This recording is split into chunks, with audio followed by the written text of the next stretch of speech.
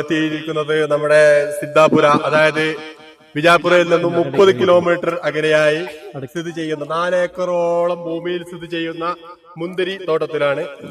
ഈ മുന്തിരി ഇവിടെ കായ്ച്ചു നിൽക്കുന്നത് കാണാൻ നല്ല ഭംഗിയുണ്ട്. ഇത് എങ്ങനെയാണ് ഇതിന്റെ കൃഷി ചെയ്യുന്നത് എന്നൊക്കെ നമുക്ക് ഇവിടുത്തെ ഒരു കൃഷിക്കാരനുണ്ട്, നമുക്ക് അദ്ദേഹത്തോട് ചോദിക്കാം.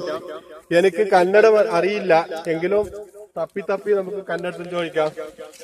Hello hello sir, hello. ഈ നമുക്ക് ಕನ್ನಡ ಗೊತ್ತಿಲ್ಲ, ಇದು എങ്ങനെയാണ് ഈ മുന്തിരി ഉണ്ടാക്കുന്നത്? ಇದು ಸಣ್ಣದೊಂದು ಇದು ಹಾಕಿ ಫಸ್ಟ್ ಹಾಕುದು, ಸಣ್ಣದು ಕಟ್ ಮಾಡಿ ಒಂದಕ್ಕೆ ಹಾಕುದು, ಮತ್ತು ಅದಕ್ಕೆಲ್ಲ ನೀರು ಹಚ್ಚಿ ಮತ್ತು ಅದಕ್ಕೆ ಹಚ್ಚಿ ಬಿಟ್ಟು ದೊಡ್ಡದು ಮಾಡುದು.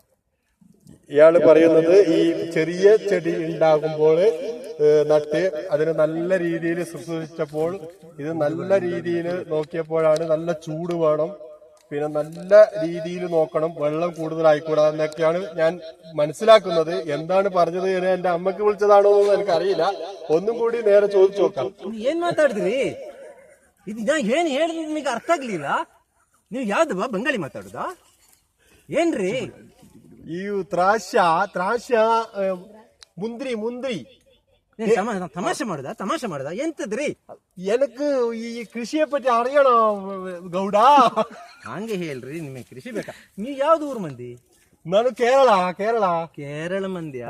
ಮಲಯಾಳಿ, ತೆಲುಗು. ಇದು ನೋಡಿ, ಇದು നല്ല ടേസ്റ്റ് ಉಂಟಾ? ಟೇಸ್ಟ್ ಉಂಟು, ತಿನ್ನೋಡಿ. മരുന്നടിച്ചില്ല ഇതില് പോയിസൺ ಏನಿಲ್ಲಪ್ಪ, ಒಳ್ಳೇದು, ಏನು ಪೊಸಿಷನ್ ಇಲ್ಲ. വെള്ള എണ്ണ ഇത് ಅದು ಏನಿಲ್ಲ ಆಯ್ತಾ? ತಿನ್ನೋಡಿ. ಆಯ್ತು, ಹೋಗಿ ನಮಗೆ ಇಲ್ಲಿ ಕೆಲಸ ಉಂಟು. നമ്മുടെ കേരള മാർക്കറ്റിൽ കിട്ടുമ്പോൾ നമ്മൾ വിചാരിച്ചിരിക്കുന്നത് ഇതിലൊക്കെ പോയിസൺ അടിച്ചിട്ടുണ്ട് എന്നാണ്.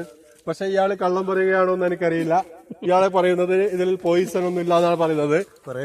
ക്യാമറമാൻ മുനീർ, സമീർ